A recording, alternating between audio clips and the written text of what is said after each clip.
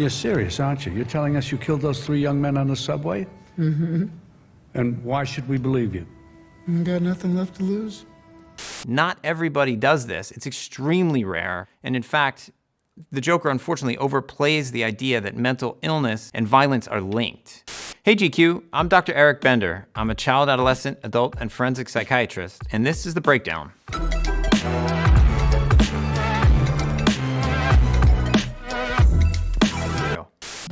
Next up, Joker. You're serious, aren't you? You're telling us you killed those 3 young men on the subway? Mm-hmm. And why should we believe you? You got nothing left to lose?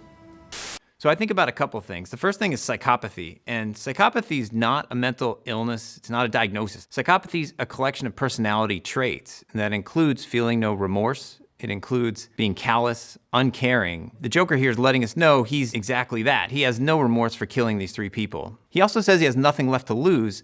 In a violence risk assessment in forensic psychiatry, you look for things that are warning signs, such as people who have been isolated and lonely, people who have felt traumatized and persecuted, and those who don't have any resilience factors inside that help them recover from traumatic events, or external support. And that's exactly Arthur Fleck, that's the Joker.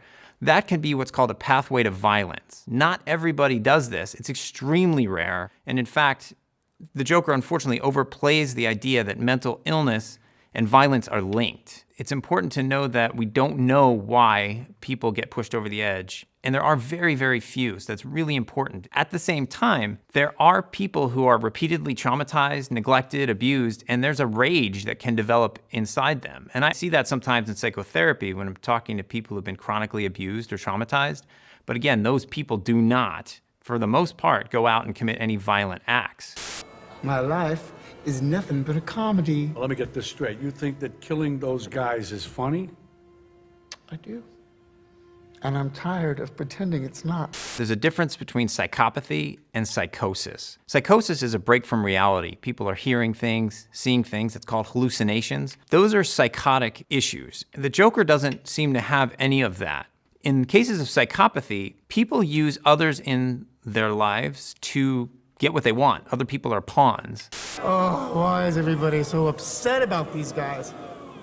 If it was me dying on the sidewalk, you'd walk right over me. We see his mood go back and forth from irritable to seemingly crying to almost laughing a little bit. That can be called a couple different things. One word is lability, where you have such shifts. But what explains it even more is probably a diagnosis of what's called pseudobulbar affect.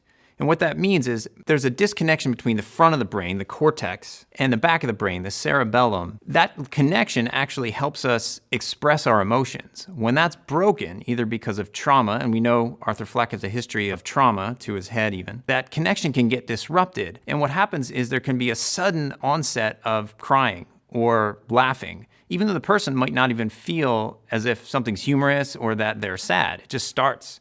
What do you get? I don't think so. When you cross a mentally ill loner with a society that abandons him and beats him like trash. Call the police, I'll Gene. tell you what you get. Call the police. Get what you deserve. Something that also shows that this is more of what's called psychopathy and not a psychosis, a break from reality, is that he's telling Murray exactly what's going to happen. This is what you get. He knows clearly what he's doing. That shows he's of a sound mind. He does not have any psychotic issue at this time. He's not hearing voices. He's not seeing things. He doesn't have delusions. In fact, his complaint about feeling discarded, that is a common feeling among people who do try to seek help in the system for the traumas they've experienced. Psychopath, you hear that word and you do think of a serial killer because a lot of the serial killers show psychopathy. They don't care. People are just pawns in their lives. They're there for entertainment. And I think in the Joker's case, you might look at him and say, here's this dude dressed all in clown makeup. There's gotta be something wrong with him. Well, he's actually trying to be noticed in some ways. This guy's lacked attention for his entire life.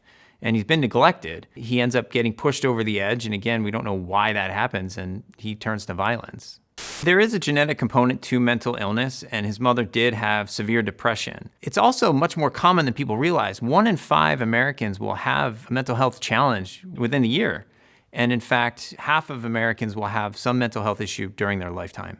While the Joker ends up portraying this link between violence and mental health issues that doesn't exist, or it perpetuates that stereotype, it does do a very good job of showing that resources can get pulled at any time. At the end of the movie, the social worker is explaining that nobody cares about people like him, that in fact, money goes away. And that does happen a lot. So clinics might be there and then they're relying on funding that suddenly gets pulled, and that translates into less help for people who really do need it.